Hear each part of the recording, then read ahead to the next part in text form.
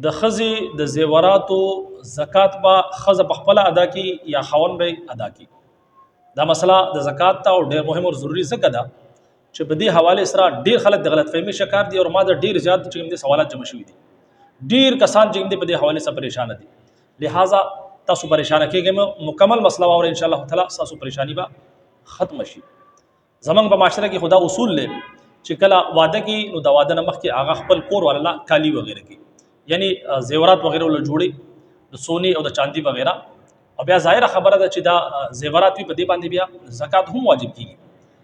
اوس راځو زکات په څومره زیوراتو باندې کیږي، په دغه باندې هم خبره کوو چې 100 توله سونه چې کوم دی پاغه باندې زکات واجب کیږي یا 100 توله چې کوم چاندي د پاغه باندې زکات واجب کیږي، او دا زکات چې کوم دی په څه صورت کې واجب کیږي، او دا زکات دا به خزه ادا کی یا خاون به ادا کی. نو یاد وساتئ اول راځو زیوراتو طرف ته. په دې حواله سره اکثر کسان د تبوس کې چې زما خزي چې کوم سونه ده هغه 2 تولې ده یا 3 تولې ده یا 1 توله ده،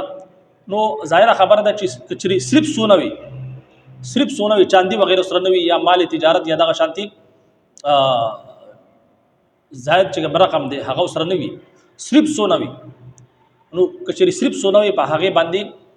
د هغه لپاره چې کوم شرط چې څومره دغه تعداد وي څومره مقدار وي نو 7.5 توله یعنی 1.5 توله سونه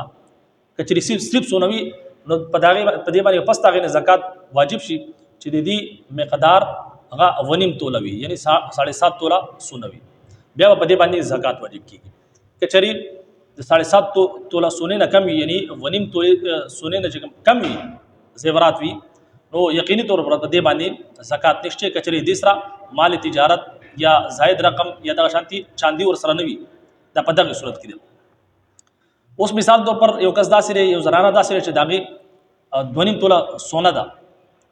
او ور سره چې کوم دي چاندي سره لګډه را ده، نو بیا چې کوم دي به چاندي حساب لګي، بیا به د سونی حساب نه لګي. 2.5 توله مثال طور پر سونه ده او دغه شانتي 12 توله چې کوم دي هغه چاندي ده، په دغه صورت کې بیا دوړو حساب ولګول شي چې د دې مقدار 52 توله چاندي ترسي یا نه رسي. یعنی 52 توله چاندي په پښتو کې ظاهره خبره ده زمونږ چې کوم اوریدونکو د افغانستان نه هم دي، نو هغه په دې باندې بیا ظاهره خبره ده نه پويږي. 52 توله یعنی 2.50 توله چې کوم دي 2.50 توله چې کوم چاندي ده د هغه مقدار ته د سونه چاندي دا ملا کې د دې کچري مقدار رسي، د دې چې کوم پیسې دي د دې چې کوم ریټ ته هغه دغه درسي یعنی 52 توله چاندي ته، نو بیا یقیني طور پر پدغه دواړو باندې ملا کې بیا په دې باندې زکات واجب شي. او کچري د دې سره نور وسرم وي یعنی نقدي پیسې ورسرم وي، د دې سونا او چاندي یا نقدي پیسې دا ملا کې د دې ټولو دا شانته مال تجارت زائد مال چې وي یا مال تجارت دا ټول ملا کې سونا چاندي زائد چې مال له مال تجارت دا ټول ملا کې د دې چې مالیت ته د دې 52 توله یعنی 2.50 توله سونی مقدار ته د دې ریټ رسی د دې مقدار رسی، نو په دغه صورت کې هم بیا په دې باندې زکات واجب دی. سمجھ کې خبر را دي پوری. اوس راځو دې مسلې طرف ته چې دا زکات بکله ادا کین، نو کچري بدی باندې یو کال تیر شي دا ټول شزونه چې کوم دي یا صرف سونه او د دې چې مقدار دا 1.5 توله سونه وي، په دې باندې کال تیر شي، نو په دې باندې زکات یا 1.5 توله سونه نه ده بلکې کم ده، لیکن د دې سره چاندي هم ده او چاندي او دا چې کوم سونه ده او داغې نه علاوه چې کوم زائد رقم دی د استعمال نه علاوه دا ټول ملا کې کچري د دې مقدار 52 توله چاندي ترسي، نو بیا په دې باندې یو کال تیر شي په دې ټولو باندې بیا په دې باندې زکات دی. کچري 52 توله چاندي ته نه رسیدي دې مقدار، نو بیا په دغه صورت کې په دې باندې زکات نشته. زه پوری خبره سمجھ کړه. اوس راځو دې مسلې طرف ته چې د دې د زکات په خاون ادا کی یا د بخزه ادا کی. نو یاد وساتئ د دې چې کوم زکات د په خزه باندې د په خاون باندې نه دی. اکثر کسان داسي وي چې هغه خپل خزه له جنګ پیسې ورکوم خرچه وغیرہ له پیسې ورکوم چې هغه د کور خرچه چلی، نو په دغه پیسو باندې هم زکات نه کیږي. اوس مثال طور پر دا چې کوم دي د خرچه پیسې دا د زائد مال نه دی بلکې دا د ماهانه چې کوم خرچه ده دا غیر لپاره تاسو پیسې ورکوي. کچره هغه زنانه سره پلاس کې هم موجود وي، داغي زنانه چې کوم دي د هغه مالی غنه جوړیږي بلکې هغه د استعمال مال له. په دغه باندې کچره تاسو سونا او چاندي وغیرہ وي، نو دغه چې کوم تاسو اضافي پیسې ورکوي خزله، نو په دغه باندې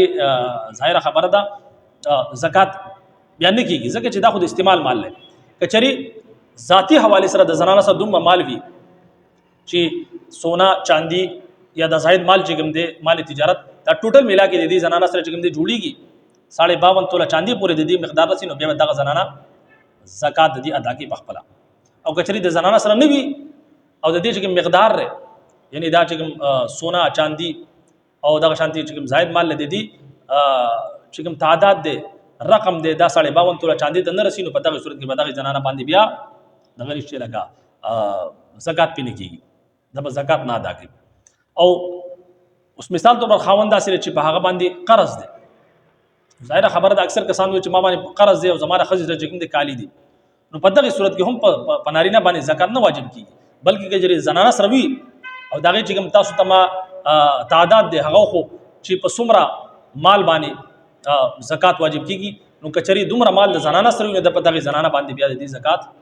واجب دي، دا به دغه زنانه ورکی په نارینه باندې نشته. بهرحال په دې حواله سره ډیر کسان پریشان وي، امید کوم چې مسله به په سمجھ کې راغلي. اجازه راکړئ. السلام علیکم ورحمت الله وبرکاته.